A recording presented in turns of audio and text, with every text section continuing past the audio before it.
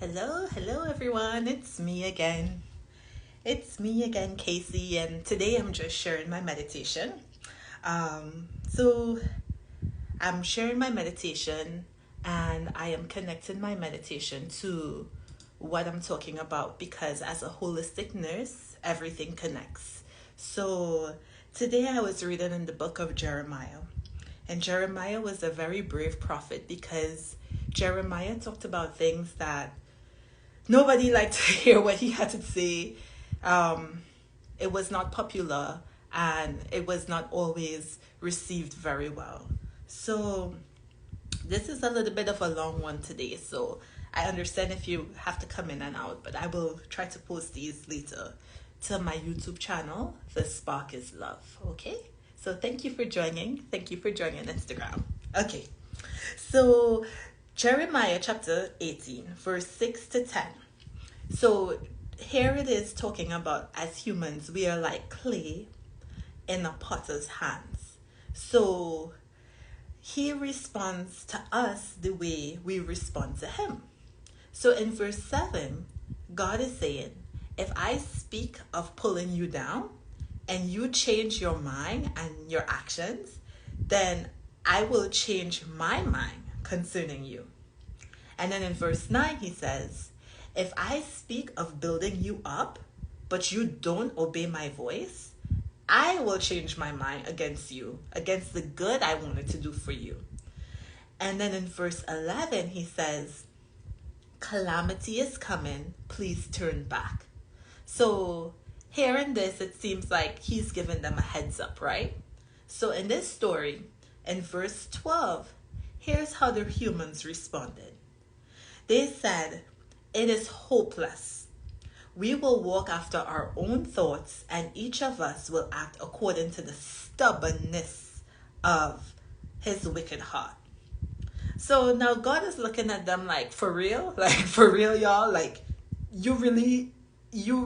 are you for real? So in verse 13, he say, ask any nation, whoever hear any crazy mess like this. Like, I am trying to help y'all. I'm trying to tell you that you, depending on how you act, then I could react.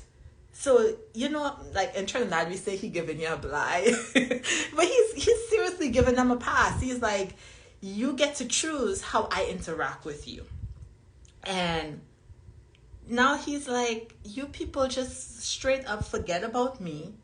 And in verse 15, he says, and now you didn't just forget about me, but now you're going after a worthless sacrifice to walk on the back roads, not a smooth and level path. So what he's saying is, because you want to do things your way, you choose a path that is difficult for you, a difficult way to live as a human being. We're going to get into it today. Yeah, we're going to talk about this today. So in verse 16, he said the outcome is that the land becomes an object of horror. Or basically, they look around and everything is horrible. Like, that's where horror comes from. Your life is horrible. Your situation is horrible because you're stubborn. Okay? So we're stubborn. We're stubborn as humans. But let's get real. Let's look at life today. So we give all of our energy to the life that we're living, and at the end of the day, we only deplete it. So we spend a lot of money, right, on groceries. But are we really getting food? Is that food we're eating? Is that food we're buying? Just bear with me for a while. If you think about it, right? You go to this gas station, and right now here in the United States, gas is about $3 or $4, right, for 1 gallon of gas. But we spend 99 cents at McDonald's to fuel our bodies. 99 cents, right? So as humans, we are trapped. We're trapped in a poverty mindset. We also trapped in vanity. Vanity says, I only take a certain amount of action. You know, Bob Marley, he said it right. He says, vanity destroys the soul. So caring so much about what other people think about us. If I leave this job, if I say this, if I do this, you know, what they're going to say, what people will think, right? That's a trap. So now our life, because we're trapped with these bad mindsets, our life is difficult. And I'm here to be honest and say, you know, it's not just totally the system and the matrix, you know. We have to accept responsibility for ourselves. And we need to be aware of what our current response is. So this is the reason why I'm having these talks, is to raise awareness so that we could take responsibility for ourselves. So I wanted to talk about, and this is where I'm going to spend some time. Let's go into talking about how this all relates to healthcare. So diabetes mellitus or mellitus, type 2 diabetes, right? What is that? So that's what they call insulin resistance. So insulin is a hormone that our bodies produce to help. It acts like a key. So it helps our cells open up so that it can take in glucose. And glucose is basically energy, right? That's what we need to function. So when someone is diagnosed with diabetes, it's like that insulin becomes resistant. And you know, I like to break it down. I like to have real conversation, right? So I'm not gonna get real technical. Let's talk, right? When you have a friend and you become resistant to a friend, why do we become resistant to people, right? Because they overdo it, right? They either overdo it or they come with so much bad energy or negativity, they stress us out, right? So a cell is the basic unit of your body. So when we start overdoing it, right? You're eating so much, right? All the sugar, you know, and from the soda, the sweet, the candy, the processed food. Your cells say, but come on, man, that's too much. That's too much. I can't take it, right? And then it becomes resistant. It says, I ain't doing this no more. It's just too much, right? Or you're lying to yourself and you say, I could stay in this stressful relationship or circumstance or situationship. That's what they call it, right? And your body say, this is too much stress, partner. This is too much stress, right? You know it's too much stress, but because of, here we go again, vanity, you know, like, oh God, how am I going to look if I come out of here, or if I leave here, or if I, right? So your mind is saying, oh God, I don't want to look bad, right? But what is happening on a cellular level is your body is resisting it. I am reading the book by Dr. Gabor Mate. It says when the body says no, right? So your body, your cells will say no, even if your mouth don't say no, right? And so it is proven, research has proved that high levels of stress, your diet, right? Not having enough exercise, all of these things, it really does contribute to having insulin resistance, right? So here you're in this toxic environment, right? Some people say, well, what does stress, you know, like everybody says that, but how does that relate, right? So you're in a toxic environment and your body is stressed out. Now, we talked yesterday about the parasympathetic nervous system, which is rest and digest. This stress hormone, right? It comes from the central nervous system, and that is your fight or flight. So fight or flight, when your body gets stimulated and it's like, okay, a lot of stress produces adrenaline, right? And cortisol. And what these hormones do is that they are opposite to rest and digest. So when your body is in rest and digest, when you are at peace and calm and in a safe environment, your body now says, okay, This is good. Well, let's start breaking things down. Let's open up the insulin. Let's get things cracking, right? But when you are constantly stressed and you have cortisol and adrenaline, your body is not trying to digest, break down nothing, right? So your insulin does not function like it should. So it's not just saying, oh God, come out of a stressful situation, so you're not going to have insulin resistance. Like, your cells are communicating and they will say no. Well, I'm not going to hop on this too much longer, but also when you are taking in too much nutrition, too much glucose, the cells get overwhelmed. It's too much. So not let me just say, not all people with diabetes have the same problem. There are different types of different diabetes. There are genetic components. There are a lot of different factors. But that's not what I'm talking about. What I'm talking about is for lifestyle habits, which is for the majority of the diabetes that we're seeing. Lifestyle habits, right? So that's, I'm gonna call myself out, because stubbornness is all of us. We all stubborn, right? So the other day I'm sitting down eating a piece of sweet cake, and it's chocolate and it tastes so good, but I could taste the sugar. And I just had to stop and say, listen, Casey, you want to be conscious. What are you doing to your body? Right? This is food. Food is information. So why are you putting all of this why are you giving your body all of this sugar, right? So I had to switch my mind from it tasting good to thinking, what am I really doing on a cellular level to my body? Okay? So at the base of these problems is a serious issue. And this is the issue I want to talk about, because I feel, and this is just my feelings in the medical field, we get so technical.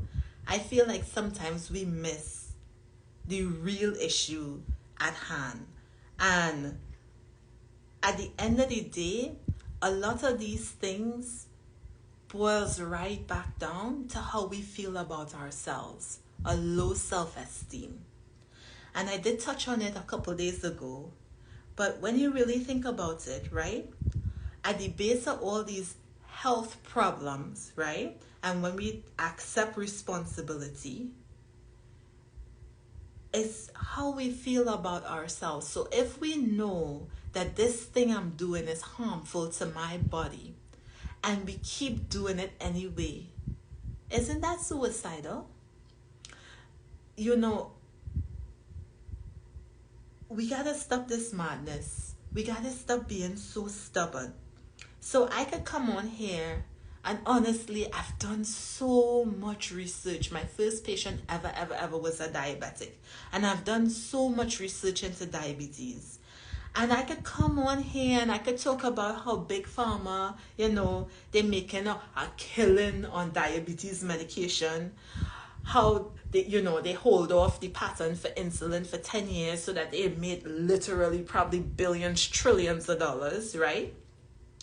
I could talk about how I had clients who said that they were cured from diabetes, and there is a cure out there, but there's no profits to cure. I could talk about this, right? Because it is trifling, yeah. Business, yeah, they people went wrong, right? But what I am here to talk about is our response. I want to talk about us. I want to talk about you and me and everybody who know better but still choose to go down this suicidal path, okay? So, and the reason what's fueling me is I was at the store the other day, and I was talking to this young lady, and she was out on her smoke break. And I just say, it's nice to come outside, for some fresh air. I mean, I didn't realize she was smoking. So she was like, the air not really that fresh. I don't know. Okay. Okay, girl. But, she's telling me, she's so stressed out because she's working 3 jobs, right? And I say, well, why are you working 3 jobs? You have a lot of children. She said, no, I just have health problems and I need the insurance. So I say, you have health problems? And I was like, she told me what problem she had. And I was like, but you're smoking. And she was like, yeah, because I'm so depressed and nobody cares about me. And I just had to, I wasn't judging her, but I just had to say, sister, you got to care about yourself. If nobody care about you, this is what you're gonna do? I mean, you got to have one person in life that care about you. And it has to be you. It has to be you. We have to stop this cycle of madness. We really do. And I could tell she was a sweet person. Sweet person. So this esteem, I go back to the scripture, because the scripture, God say, here I want to interact with you in a certain way. And based on how you respond, I will respond. But the response that we given, we saying, I don't really esteem myself. So we go in the back corner and we make a very, very difficult life for ourselves when it should be smooth. Okay? So, this going down this rabbit hole of esteem, I realized yesterday was the first time I realized the link between the society I live and the esteem that I have. So I was there talking to a group of ladies, and I love to help people, right? So I sit down there and we're doing this deal, and I've been doing a lot of work on myself. And I would do anything for free, right? Because I was just the type of person I am. I would just do it because I love doing what I do. But I had to stop and ask myself, wait, you getting paid, she getting paid, but you think I shouldn't get paid. You think I shouldn't get paid. And then I realized, oh my gosh, this is what prejudice and racism is. It's not just, oh, I don't like you because of the color of your skin. It's you do not believe that, you do not esteem me. You do not value me. You do not think I am worthy of receiving something for what I'm giving you. You think I should work for free. You think I deserve nothing. You think I deserve nothing. That's okay with you for me to have nothing. Like, for real. Like, this is where it comes from. So why I'm saying this is, if you find yourself with low self-esteem, just stop for a moment and realize that this entire system, way that we're working, it actually, if they can get away with making you think you're nothing, then it's good for them. It's good for business. It keeps things going. So I just wanted to say, like, really don't be so hard on yourself if you realize you have low self-esteem. Just realize that it is your responsibility to build your esteem. Nobody's going to come and build up your esteem. It is your responsibility to build up your esteem. So I know I'm going all over the place, but I just really want you to know that your value is not just in what you could do, but your value lies in your being, right? So who you are, the thoughts that you think, right? When you wake up in the morning, you have thoughts of good prosperity for yourself and others, right?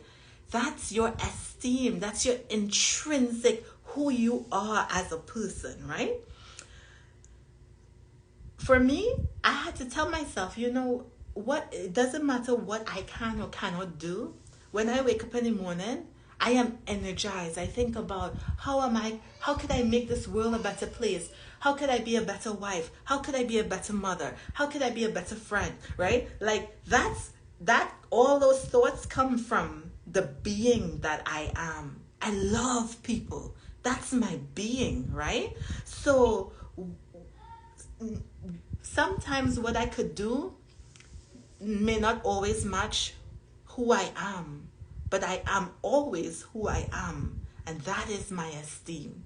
And I share this because your value of yourself, your value of your human being, right, plays a deep role in how you take care of this being. It plays a deep role in the choices. It's not just about, oh, you need to eat right, you need to exercise. No, no, no, no, no, no, no, no, no. How you feel about your being, right, dictates the choices you are going to make for what you eat, how you live, right? What you put in this being, right? And what you expect out of the being. So that's why I took you down this road to talk about esteeming yourself and your worth. Because I could talk to you about, show you all the charts about food to eat and all things to avoid or whatever. But if at the base you do not value your being, you are not going to make wise choices, right? And it's because you don't value yourself. So this is where we have to raise the value, right? So no matter what anybody else think about you, you know, they might not think you fit in their job. They might not think you fit in their friend circle. They might not think you fit in their territory, their place, right? Yeah, they can have a value or a worth of you, but just know that their worth or their esteem or the value that they give to you is not the value that you contain, right? And you have to know your true value. And when you know your true value, then you have to make decisions, right? You can be like, oh, girl, I know I'm good. Yeah, you know you good, but look what you eating. No, no, no, no, no. You obviously don't know how good you are, right? You have to know and then make decisions that align with the value you know yourself to be. Okay? So verse 15, back to the Bible. Jeremiah chapter 18, verse 15, right? This is what the scriptures say. So God actually said that in verse 15. Hold on, let me find my place here. In verse 15, God says here that it talks about the ancient paths. And he said that they forgot the ancient paths. So now you hear a lot of people talking about self-love and they say, oh, that's new age. You know, everybody talking about love yourself and care for yourself. That's new age. But I'm just here to say that that is not new age. That is the ancient paths, right? I love history. Before humanity became industrial cogs, right?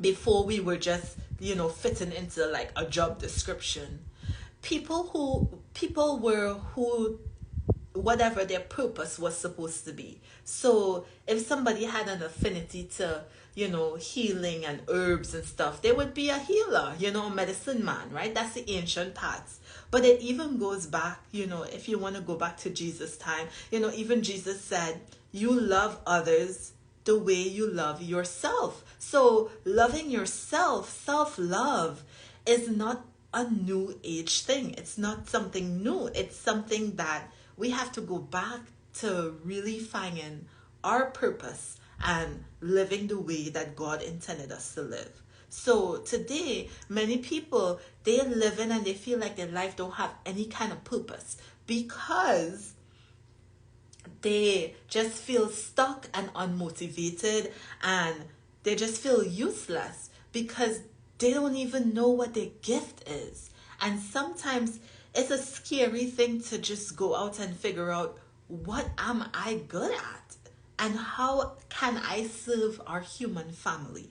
And I tell you, like, for me to come here on, you know, on social media, I say I don't want to be an influencer. But then I think about how selfish of me to take in I love wisdom. I love knowledge. How selfish of me to take in all this education and not share it, right? And it might not be for everyone, but maybe it might touch somebody, right? So it's just, we have to taking care of ourselves takes care of other people as well. And so I just wanted to come on today and to share and to let you know, when you are about to eat food, when you are about to take in information and knowledge, understanding, when you're hearing people, when you're in a group of people, right? Your circle of friends, you're in church, or you're listening to somebody talking something. You have to think about, is this information serving me and helping me elevate and be a better human being? Is this food I'm taking in, is this drink I'm taking in, is this air that I'm breathing helping me to be the best human being I can be? And if not, do I value myself? Do I value my being enough to go and find the environment, go find the food, go find the drink, go find the group of people who will help me to be the best me, the best human being. So the plans for our life is amazing, but we have to respond where we know that we're worthy or we're worth it. So this is the question, and I'm going to wrap up here because I don't want to be more than 30 minutes, right? But this is the question I asked, right? Why should God not change his mind if we continue to devalue and destroy the human body when we know better? If I buy a brand new car for you and you refuse to go to the gas station and put, petrol, and you want to sit down at home and put soda in the gas tank, when you mash up the engine, right, and the car stops working, why would you presume or assume that I will simply just buy you a new car? Why? Right? So I'm not trying to be mean here, but my purpose, right, is to help elevate humanity, to care for our human vehicle. And this elevation does not start with shame, right? So if you go in front of the mirror and you look at your body and you look at yourself and you say, oh, I don't like this, I don't like that, right? That is not the part of elevation. The part of elevation starts with appreciation. So when you go into the mirror, right, you look at the mirror and open your mouth first. Open your mouth, right? And I want you to point to your tongue, right? You got to point to your tongue, and you tell your tongue, little tongue, right? You are the one that got me here because I've been using food based on how it tastes, right? And then what you have to do is you have to look at your entire body, If you have pimples on your face, if you have, fat deposits in places you would prefer not to see, right? You have to tell your body, thank you. Why? Because your body, the cells in your body has been compensating for years for abuse, right? And then you want to come and say, oh God, this looking so bad, this looking so fat, no, you ain't gonna lose the weight. And then some people start exercising and they're going at it, just producing all of that adrenaline and cortisol, stressing the body out. No. You say thank you. You tell your body thank you. You say thank you, body. You have served me well. Despite my choices, we are still here. I appreciate you, and we're going to do things differently. I will treat you well, right? So then you start saying, what will give my cellular response that message that I am going to treat you well? Maybe you make a little green smoothie, right? Or maybe you just take a nice deep breath, right? We talk about the parasympathetic nervous system, right? So maybe you take a nice deep breath. Maybe you go for a nice walk. Maybe you sing some nice music, right? Appreciation, right? I lose a set of weight. And I thought, all these years I tried, all this hard, and it's like, no, relax, rest, do some nice stretches, have a nice flow. So it's 30 minutes, right? And that's what I want to leave you with. The way is smooth, but you have to accept that you have to value the human body, the human being. And the valuing of the human being does not start with shame, guilt, or fear. It starts with love and appreciation. So, I'll see you tomorrow. I hope you enjoyed it. Okay? Thank you for tuning in. I'll see you next time. Bye-bye. Peace be to you. Take very, very, very good care of yourself.